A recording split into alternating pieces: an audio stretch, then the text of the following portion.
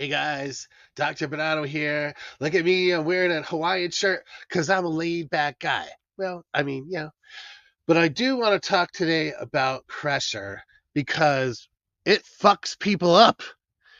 So many traders put way too much pressure on getting a specific outcome. And then you tell yourself it has to go a certain way, or it means something bad about you. And that's what we call global thinking. Because instead of treating each trade as a small, isolated decision, you start tying it to your identity, your sense of worth, and your future. And it's sneaky. You don't even realize it's happening. You go from, I hope this trade works, to, I need this trade to work. And before you know it, you're doomed. Because once the stakes feel that high, you're no longer responding to the market.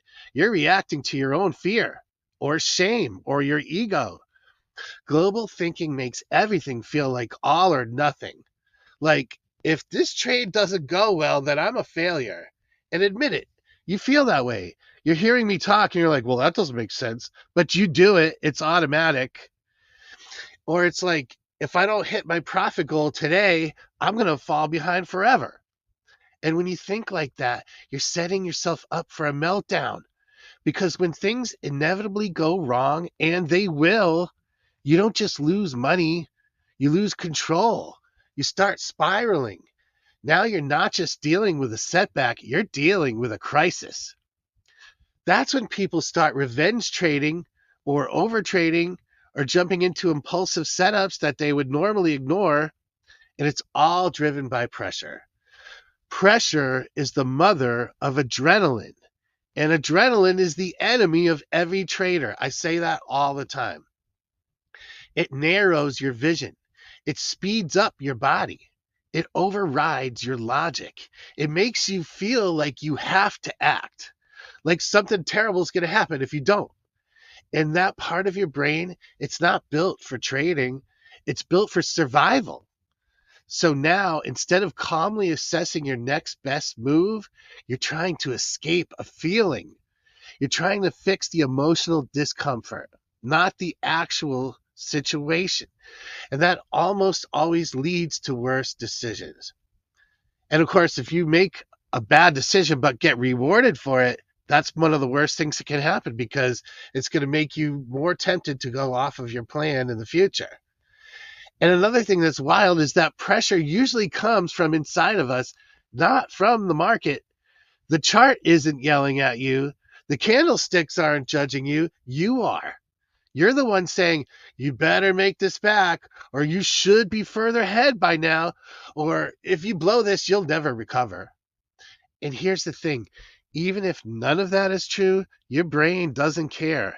It hears the message and it starts flooding you with adrenaline anyway, because it believes you're in trouble. Your breathing changes, your muscles tighten, your decision making shifts, and now you're trying to trade with a brain that's in full blown emergency mode. That's the danger of pressure. It hijacks your nervous system and it turns strategy into desperation. And the more you pressure yourself, the more likely you are to blow up a day or a week or your whole account. What started as, I just want to reach my goal, becomes, I have to fix this before I feel okay again. And that's the cycle. Pressure leads to adrenaline. Adrenaline leads to impulsive behavior.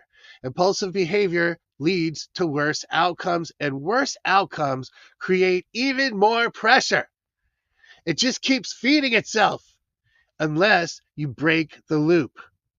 You gotta stop treating one trade or one day like it's the whole story. The market isn't testing your worth, it's just doing what it does. And you're the one assigning meaning to it. You're the one turning it into a referendum on your talent or your intelligence or your future. So you gotta let go of that because that mindset will drain you emotionally, financially, and physically. Great traders aren't the ones who win the most. They're the ones who manage pressure the best. Think about that. They know when to step back. They know when to slow down. And they know that patience and consistency will always beat urgency and ego. If you're feeling that knot in your stomach, that racing pulse, that fire in your chest telling you to do something, that's not a signal, that's a warning. That's your body telling you that you're not thinking clearly. The best thing you can do in that moment is to pause and to reset, or maybe watch some of my eye movement videos, or talk to Max, the ChatGPT coach, who can totally help you with that stuff. Pressure is the enemy, adrenaline is the enemy, and if you want to trade like a pro, you got to learn how to stay calm when your brain wants to panic, and not from trying harder like everybody else says. All experts, they all say the same thing.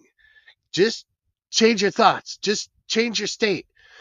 If you're telling somebody who's full of adrenaline that they should calm down, that's like telling somebody who's full of alcohol that you should just be sober. I mean, that's what you should do. It doesn't work that way, man. So you gotta see it coming and you gotta do something about it before you get into fight or flight.